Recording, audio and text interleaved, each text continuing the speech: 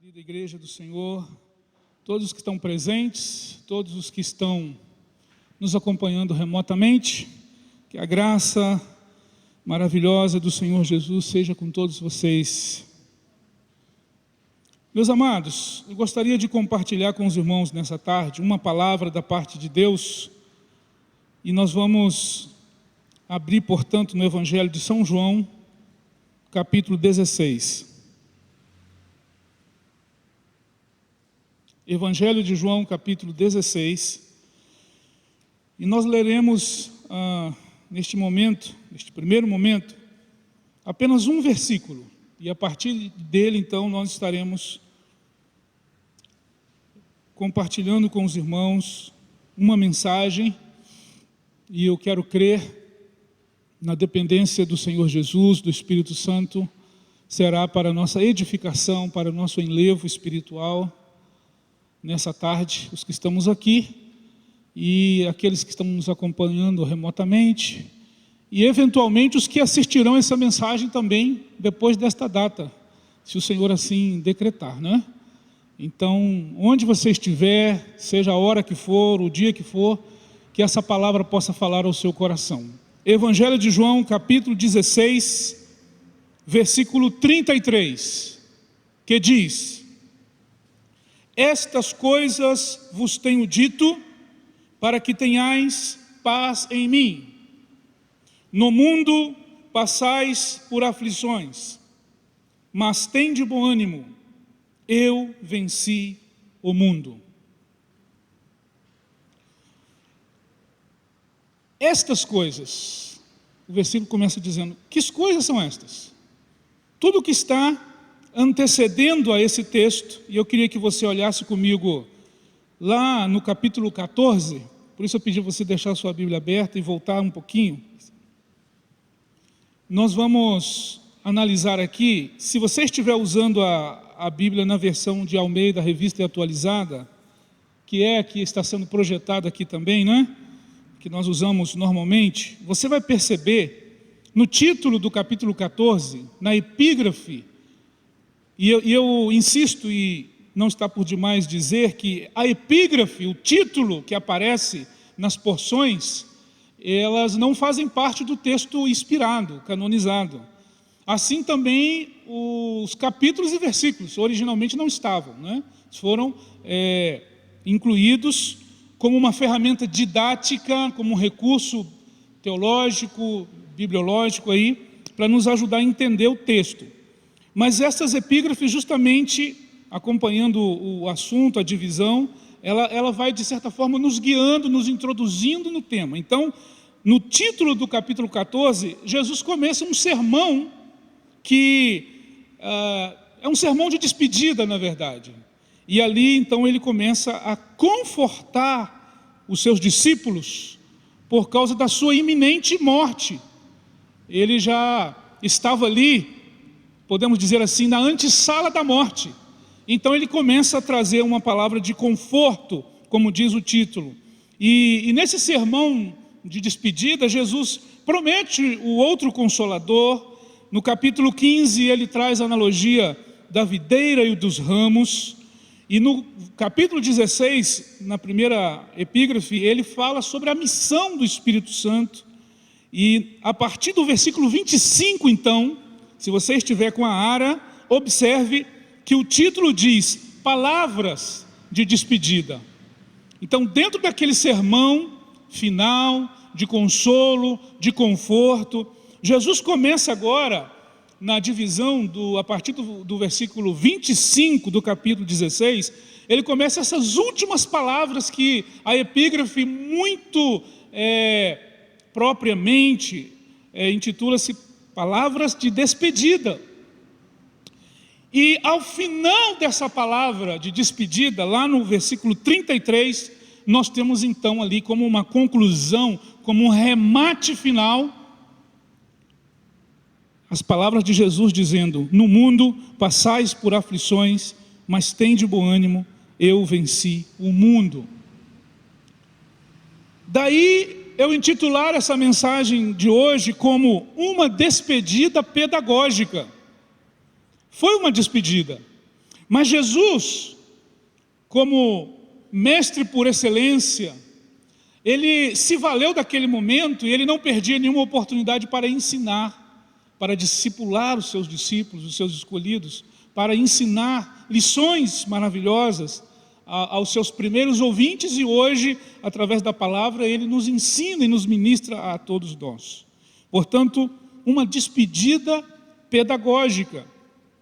O contexto histórico vai nos mostrar que Jesus estava vivendo ali, meus irmãos e minhas irmãs, as horas finais que antecediam a sua morte.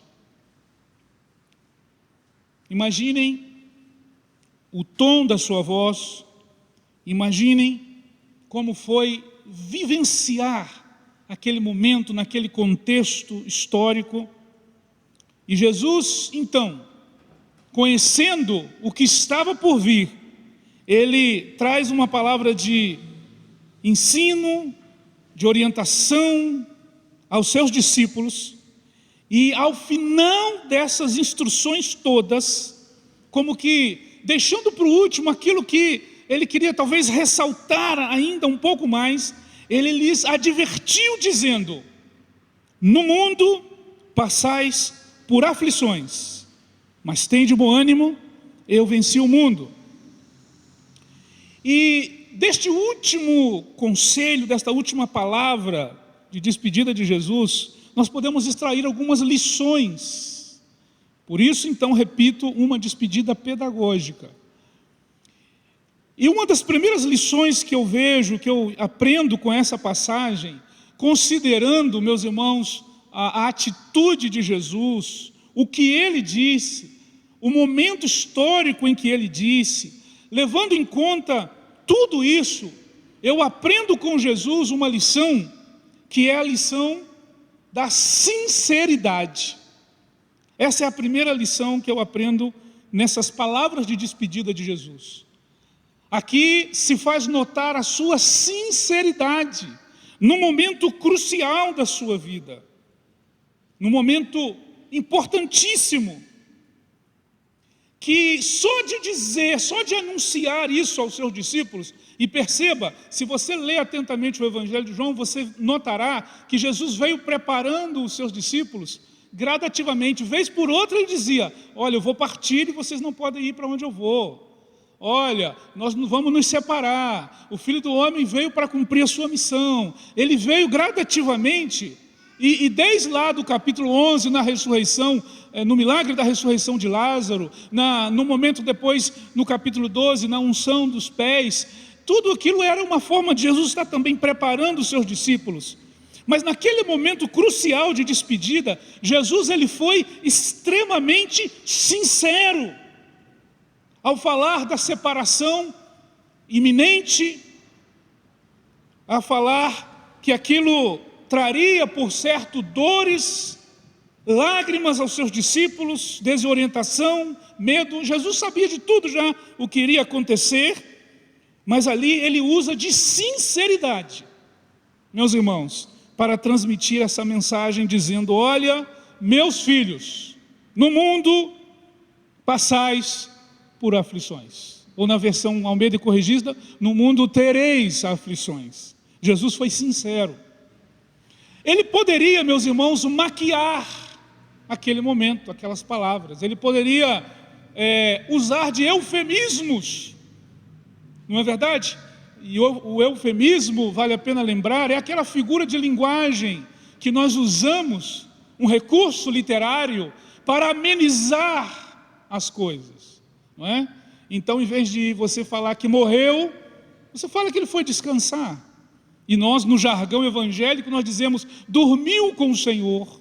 Não é? É um eufemismo. E ele tem o seu lado positivo, mas também algumas pessoas usam, levando para um lado negativo, né? É uma mentira, mas ele fala: não, faltou com a verdade. Né? É uma mentirinha branca, mentira necessária, mentira inocente. São eufemismos para o que a Bíblia chama de pecado. Muitas vezes queremos suavizar, disfarçar, especialmente no contexto que nós vivemos, século 21, herdeiros de toda a herança moderna e pós-moderna, quando campeia no mundo pensamentos, relativismos, pensamentos, tanta fake news, tanta coisa nos corações e nas mentes, e as pessoas então tratam, e nós fazemos isso tão naturalmente, irmãos.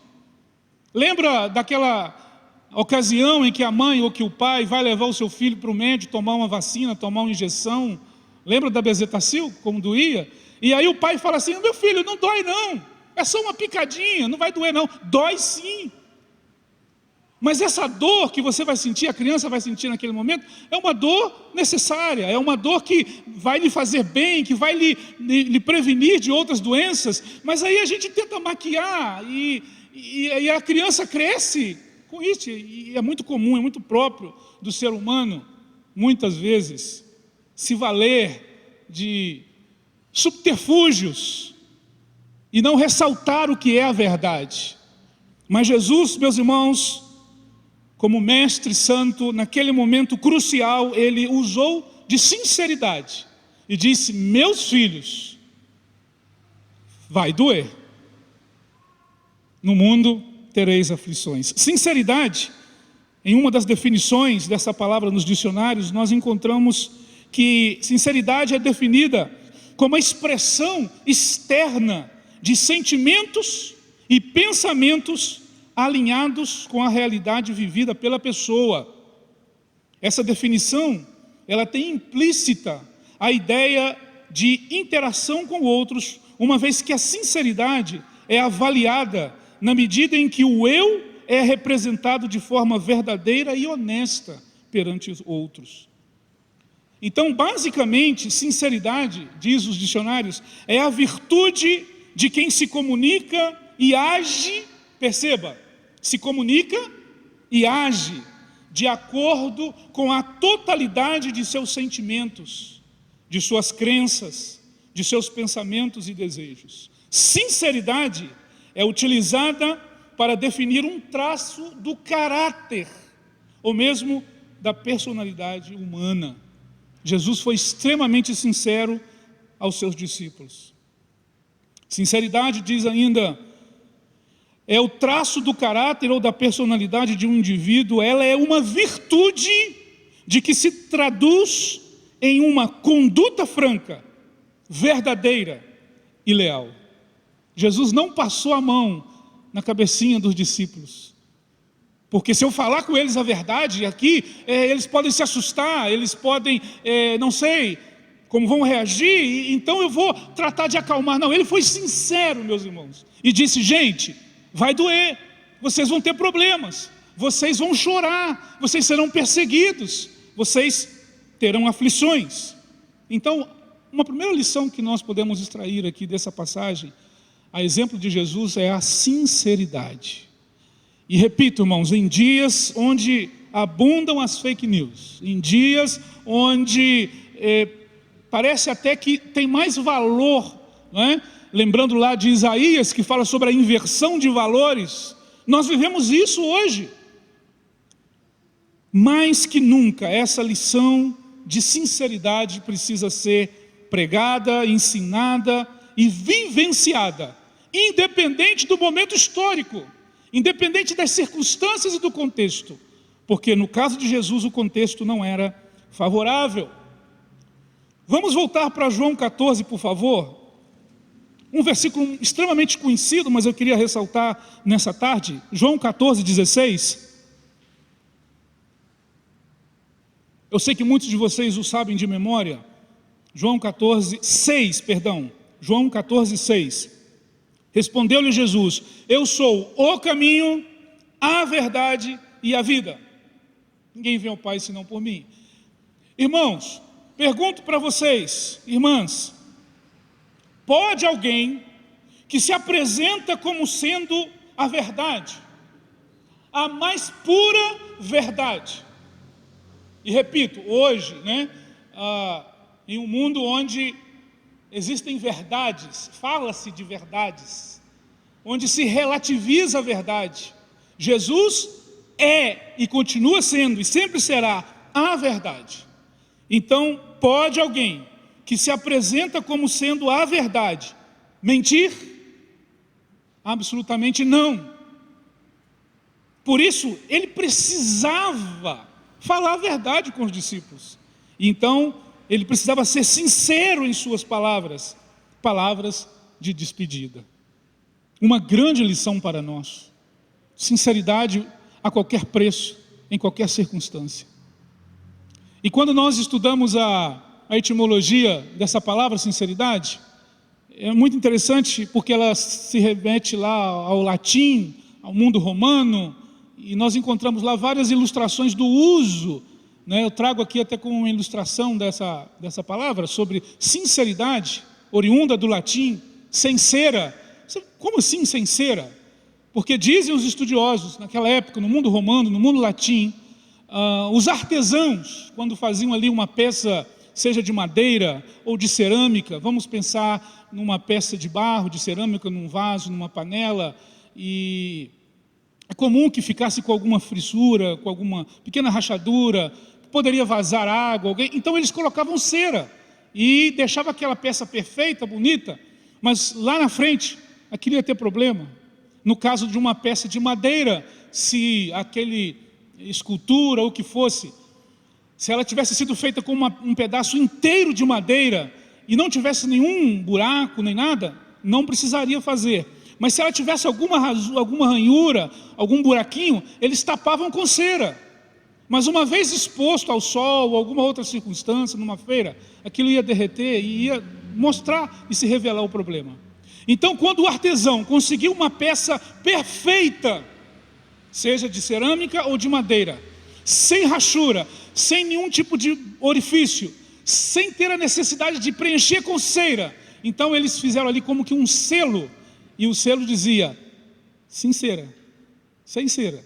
Então aquela peça era autêntica, perfeita, não é? Então conta-se que eles tinham essa prática. Daí veio o uso da palavra sincera e veio então a ser sincero para nós hoje. Sincera, perfeito, uma peça sem rachura, sem ranhura, sem buraco, sem imperfeições, perfeita, sincero.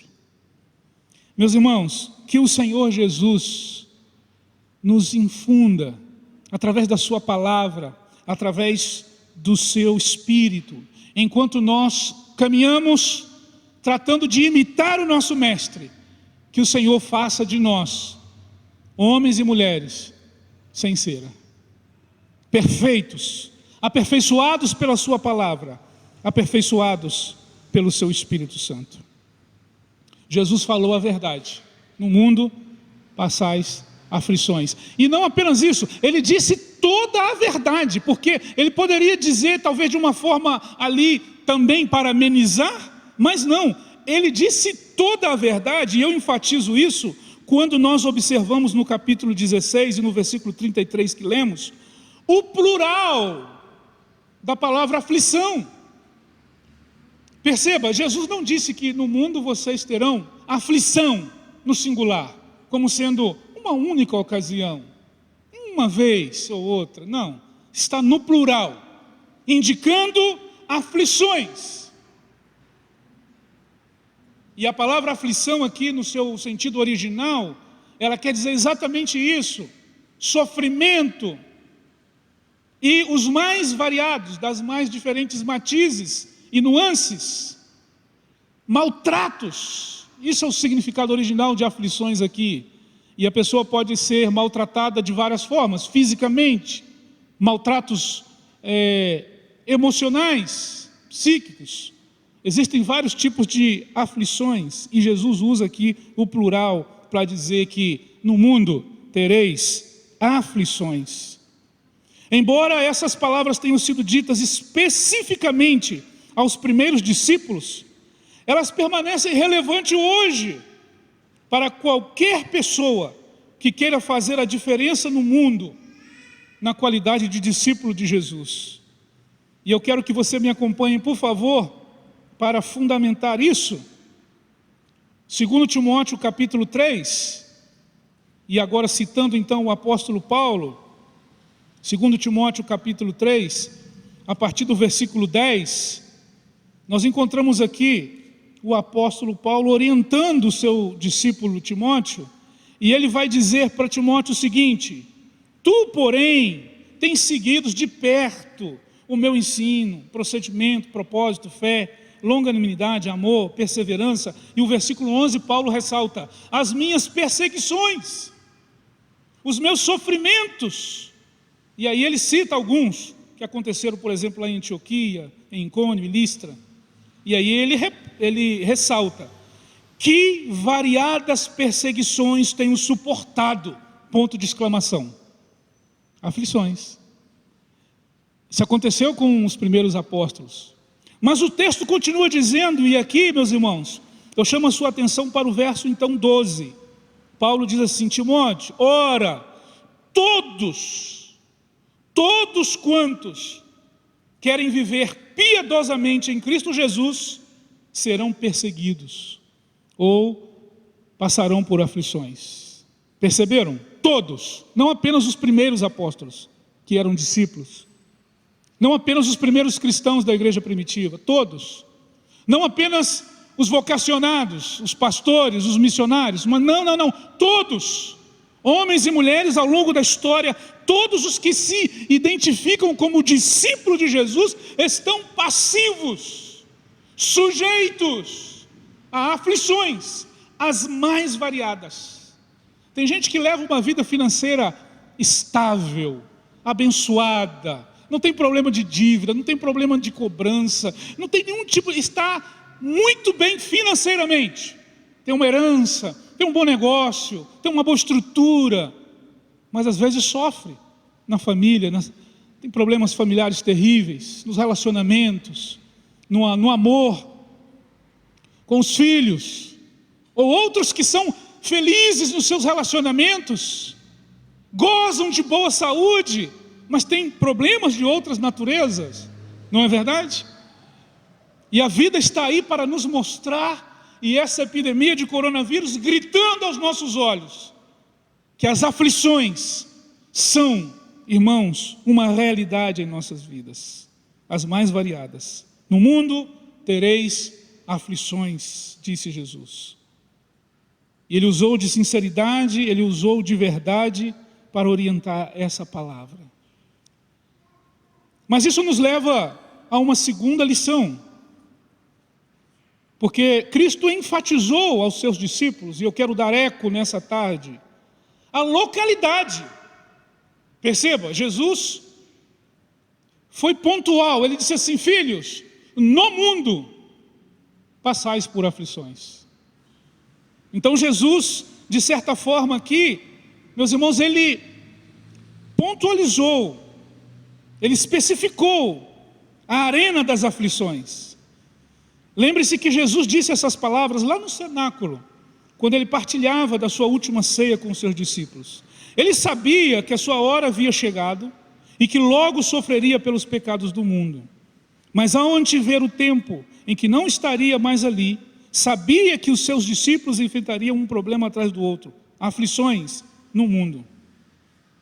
E Jesus então, ele como que trazendo um fio de esperança aos seus discípulos, ele diz assim: olha, lá no capítulo 13, no versículo 33, Jesus falou que os discípulos o deixariam. No capítulo 16, no versículo 28 também. No capítulo 16, no versículo 2, Jesus falou também de aflições, que chorariam, lamentariam, teriam tristezas e angústias. Capítulo 16, versículo 20. Disse-lhes que eles o abandonariam, que seriam espalhados por todo lado, capítulo 16, versículo 32. Mas no capítulo 15, eu gostaria de ler com vocês essa, João 15, 18 a 19, quero ressaltar isso. João, capítulo 15, versículos 18 até o 19, diz assim: olha, se o mundo vos odeia, sabei que primeiro do que a vós, me odiou a mim. Olha aí Jesus limitando, a questão do sofrimento. Se o mundo vos odeia, me odiou a mim. Se vós fosseis do mundo, o mundo amaria o que era seu. Como todavia não sois do mundo, pelo contrário dele vos escolhi, por isso o mundo vos odeia. Então Jesus disse para eles isso, que enquanto estivéssemos aqui, nessa localidade, haveria o quê? Sofrimento e aflição. Alguém já disse que a nossa vida, nossa existência, ela é um período entre duas certidões. A certidão de nascimento e a certidão de óbito. Então nesse período, alguns duram 20 anos, 60 anos, tem gente longevo que dura 100 anos ou até mais. Cada um tem uma data de validade. Cada um tem um período específico, segundo lá no Salmo, lá no escritor do Antigo Testamento, Deus tem contado os nossos dias. Esse período entre uma certidão e outra, ele vai variar. Mas enquanto estivermos no mundo, meus irmãos, não podemos esperar outra coisa. Enquanto discípulos de Jesus, no mundo teremos aflições. Foi Tiago quem escreveu, dizendo que aquele que quer ser amigo do mundo se constitui inimigo de Deus. João, lá também na sua primeira epístola, ele vai falar que por causa do amor nós somos filhos de Deus e por isso o mundo não nos ama. Existe uma guerra nesse mundo. E Paulo em Efésios fala que o mundo é um inimigo de Deus e do povo de Deus. Então não podemos esperar outra coisa senão a aflição durante a nossa passagem aqui por esse mundo. Então, a lição da localidade. Mas, tanto a questão da primeira lição, da sinceridade de Jesus, quanto a localidade no mundo, nos leva a uma última lição, que é a lição da transitoriedade, ou temporariedade. Porque Jesus disse, no mundo, localidade, passais, temporalidade, por aflições. Vai passar. Essa é a grande lição. Existem as aflições? Existem. São inúmeras, variadas, sim, mas são transitoriais. São passageiras, são efêmeras. Para uns, dura um pouco mais, para outros, um pouco menos, mas a grande lição é essa: vai passar. ênfase nessa questão. Os evangelhos mostram, por exemplo, a história de uma mulher, lá em Marcos, no capítulo 5, 25 a 34, que o período de aflição dela foi de 12 anos. Não vamos ler, não vamos nos deter agora, mas depois você pode conferir. Marcos 5, 25 a 34, aquela história da mulher que sofria do fluxo de sangue. E a Bíblia é detalhista em especificar o tempo. No caso dela, foram 12 anos. Não foram 13, não foram 10. 12 anos a aflição daquela mulher durou. Mas chegou o dia, aleluia, quando diz lá que ela estava, diante de Deus, Jesus Cristo ali, e Ele fez o milagre na vida dela. Colocou um ponto final naquele problema pontual. Então, a sua aflição específica passou. Existe uma outra história muito interessante também. Outra mulher, e Lucas capítulo 13, é o único que narra, Lucas 13, de 10 a 13. A mulher que foi curada, ela tinha um problema na coluna, ela ficava encurvada, não é? E a Bíblia diz, Lucas escreveu dizendo, que durante 18 anos, aquela mulher viveu encurvada. Seu horizonte eram os seus pés. Tudo que ela via, de perspectiva, de frente, era o chão. Ela vivia encurvada. Mas o texto diz, lá em Lucas, que ela estava na sinagoga. E perceba, se ela estava na sinagoga e era mulher, então ela não estava na frente. Havia divisões de espaço dentro da cultura judaica para homens, mulheres e crianças. Então, supostamente, ela estaria um pouco mais atrás. E se ela estava encurvada, ela estava então abaixo da linha de visão. Mas o texto de Lucas diz que Jesus a viu e diz que a chamou e diz que a tocou. E no dia e na hora que Jesus fez isso, Ele colocou fim a uma aflição de 18 anos na vida daquela mulher. Passais por aflição. Vamos para João capítulo 5, uma outra história, um outro exemplo que eu quero evocar nessa tarde, nessa ocasião. Agora um homem, história também muito conhecida, um milagre que Jesus fez lá no tanque de Betesda, João 5, de 1 a 9. E ali nós temos então o relato de um homem que sofria de uma enfermidade, a cura de um paralítico. João capítulo 5, de 1 a 9, você pode ler depois detenidamente, e aí você vai descobrir quanto tempo que aquele homem sofria. Você se lembra? Não foram 12 anos como a primeira mulher, não foram 18 anos como o caso da segunda, mas o texto diz aqui que aquele homem estava ali, paralítico, 38 anos. Versículo 5, João 5:5. Estava ali um homem enfermo, havia 38 anos. É muito tempo, não é? É uma vida, gente. 38 anos de aflição, de sofrimento, de dor. Imagine quantas noites sem dormir. Você já passou uma noite em claro? Você já passou uma noite chorando? Já passou uma noite com dor? Aquele homem sofreu 38 anos, a sua aflição. E repito, a palavra aflição significa maltrato, dor intensa, dor forte. 38 anos, mas chegou um dia, dando cumprimento à palavra do Mestre Jesus: no mundo passais por aflição. Na hora que se cumpriu o tempo determinado de Deus para aquele homem, passou, e ele foi curado para a glória de Deus. 12 anos, 18 anos, 38 anos. A Bíblia nos traz inúmeros exemplos que nos falam sobre a transitoriedade das aflições.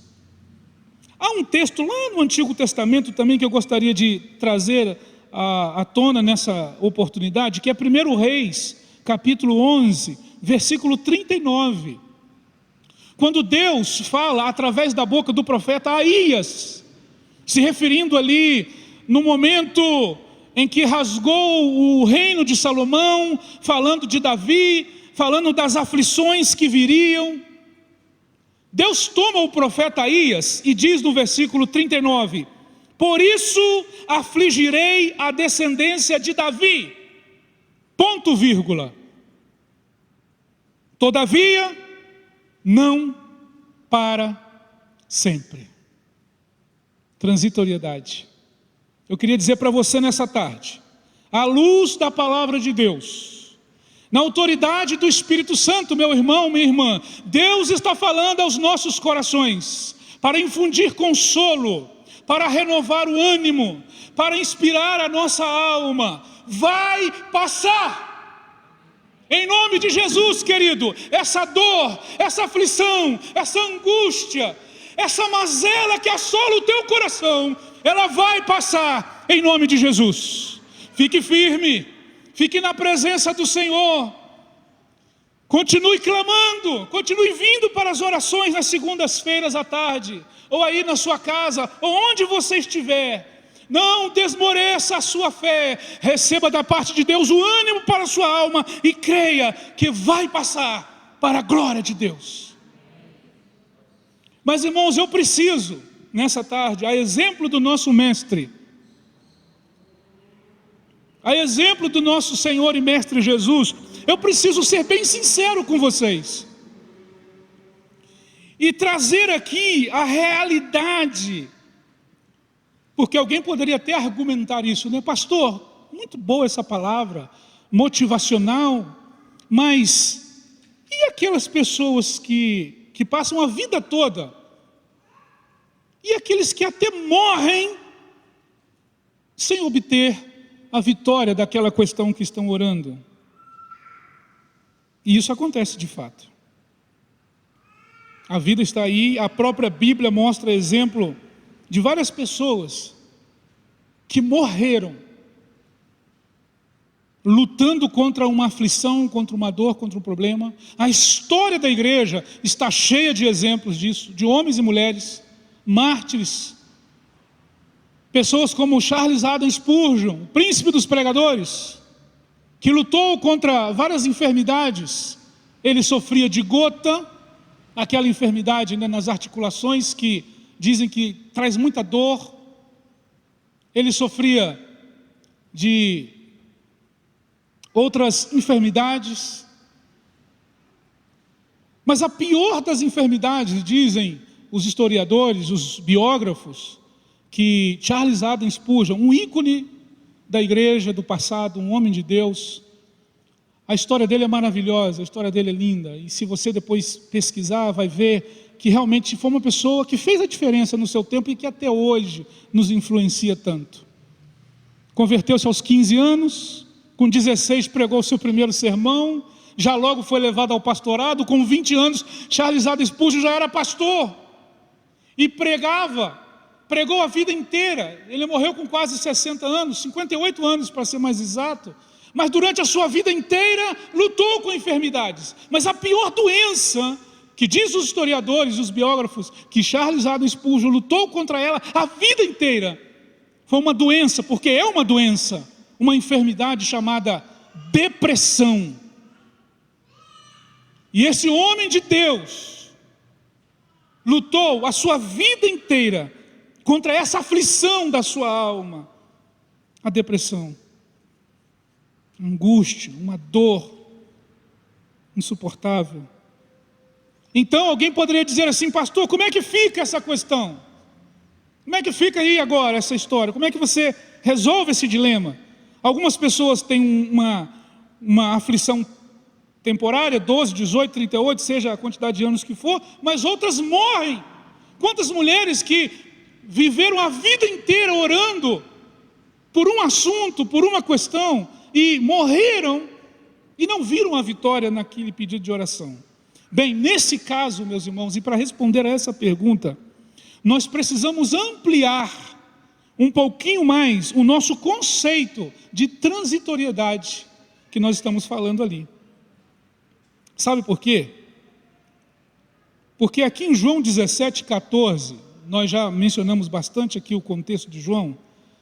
Quando Jesus acaba de fazer aqui esse sermão e falar essas palavras de despedida que nós acabamos de ler, quando ele entra no capítulo 17, ele faz uma oração pelos seus discípulos. E preste atenção, no versículo 20 do capítulo 17, Jesus ora, não apenas pelos que estavam ali, mas por você e por mim, por todos aqueles que viriam a se tornar discípulo dele. Jesus orou por todos nós, e nessa oração, chamada na teologia de oração sacerdotal, Jesus, ele nos diz no versículo 14, eu quero também ressaltar, quero que você me acompanhe e confira, por favor, João 17,14, eu lhes tenho dado a tua palavra. Ele está orando, está falando com Deus, com o Pai.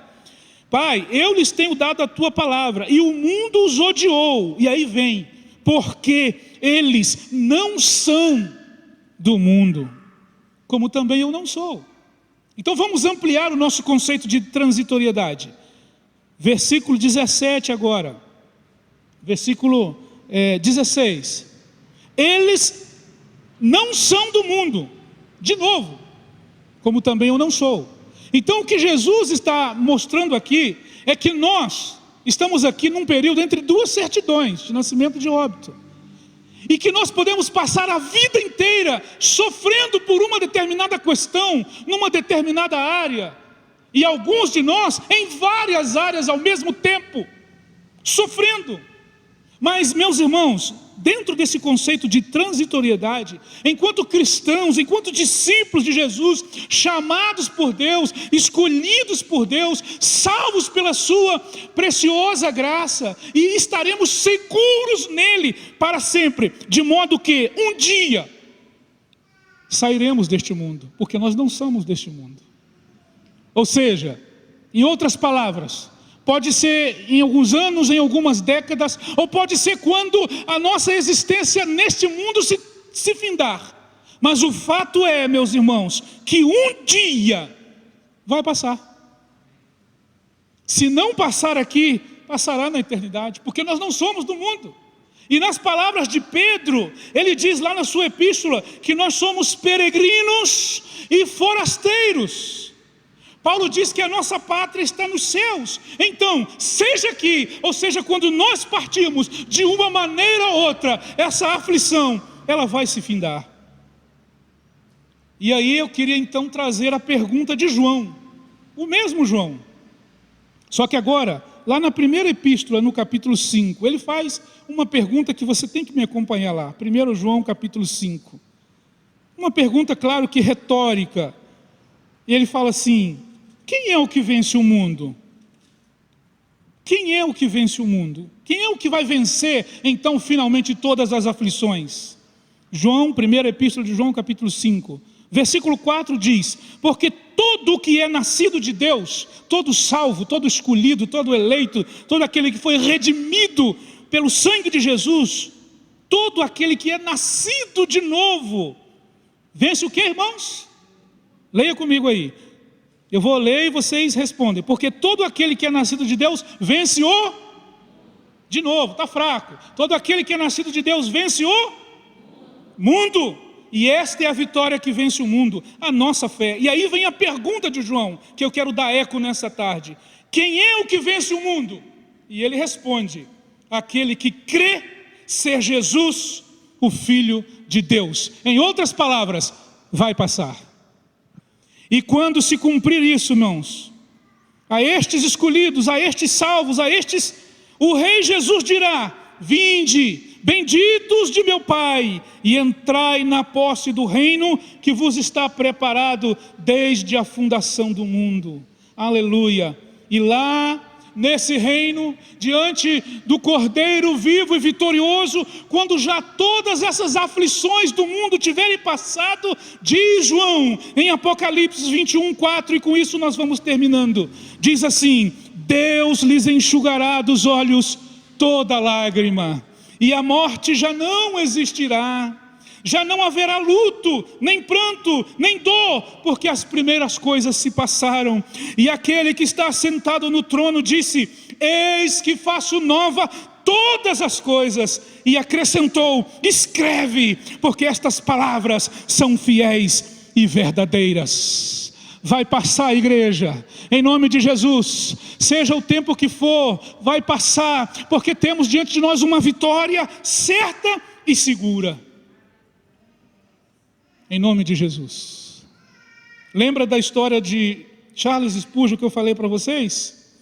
Conta-se que ele um dia, já talvez com um estado bem avançado na sua idade, na sua vivência, ele pregou um sermão baseado em João 16:33. E nesse sermão Spurgeon disse: as palavras do meu Senhor são verdadeiras quanto às aflições. Sem dúvida, tenho tido a minha parcela delas. E se referia a todas aquelas dores, mazelas, enfermidades e principalmente a sua depressão. Mas ao dizer isso, com toda certeza, Spurgeon, com convicção plena no seu coração, ele disse, prestando cuidadosa atenção na ordem de Cristo: tem de bom ânimo. O famoso pregador então disse com voz audível e bem forte, ele fala o seguinte: ora, porque Jesus disse, tem de bom ânimo, porque ele deu essa ordem tão ousada? Ora, é a sua própria vitória, vitória de Jesus sobre o mundo, sobre a morte, sobre o inferno. É a vitória de Jesus que me garante, então, a minha vitória. Se nós olharmos no momento de João 16:33, quando Jesus fala para os discípulos: eu venci o mundo, quando ele falou aquilo, ele não tinha morrido ainda. Ele não tinha enfrentado as dores do Getsêmani, ele não tinha passado pela cruz. Lá naquele momento ele deveria dizer: eu vencerei o mundo. Mas não, já estava consumado, por isso ele disse: eu venci o mundo. E como disse Spurgeon, eu repito, estamos, portanto, lutando contra um inimigo que já foi derrotado. O mundo, o diabo, a carne, já foi derrotado. Portanto, meus irmãos, podemos ter esse consolo de que Jesus, o grande vencedor, é o nosso Senhor. E nele, nós somos mais do que vencedores. Vamos orar? Queria te convidar a se colocar de pé, por favor. Glória a Jesus. Pai, nós te bendizemos nesta tarde, ó Pai. Obrigado, Senhor, pela sua palavra. Obrigado, Senhor, pelo seu Espírito, que é vivo, que fala aos nossos corações. Senhor, obrigado por tantas coisas lindas e maravilhosas que o Senhor nos ensinou e nos ensina. Obrigado pelo seu exemplo de sinceridade, de expressão máxima da verdade.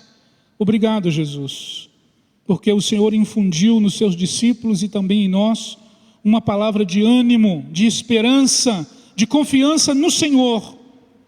Portanto, baseado na sua palavra, Jesus, no seu nome, Jesus, Pai, eu te peço nessa hora pela sua igreja, pelos seus discípulos, que o Senhor venha aplicar aos nossos corações a sua palavra. Venha produzir, Senhor, em nós ânimo. Venha produzir em nós e gerar em nós pela sua palavra, Senhor, cura. O Senhor conhece os teus filhos, as suas filhas.